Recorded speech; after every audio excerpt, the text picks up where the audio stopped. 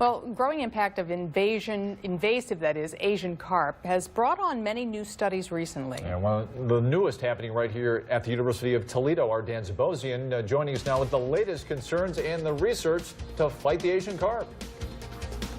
The research took place just downstream of the 280 bridge, about 11.2 miles away from Lake Erie, where 5 grass carp eggs were collected back in mid-July.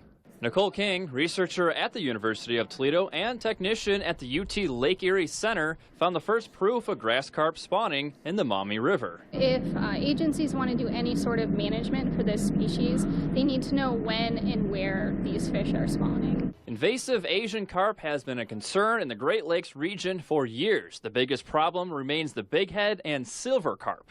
They're already in the Mississippi River Basin. If they make it to the Great Lakes, it would mean big trouble for the lake's food system. Here locally in the Sandusky and Maumee Rivers, it's grass carp that are being monitored. Grass carp are actually one of 4 species that are known as Asian carp.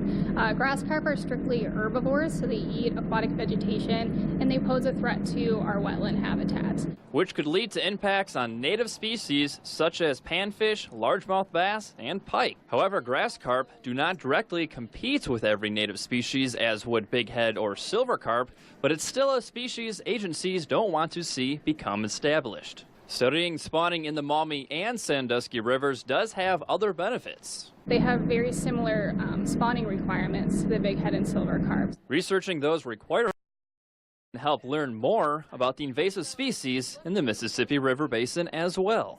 So that helps put plans in place to take on-the-ground actions to control or eradicate the grass carp population. Along the Maumee River, Dan Zabosian, 13 ABC Action News.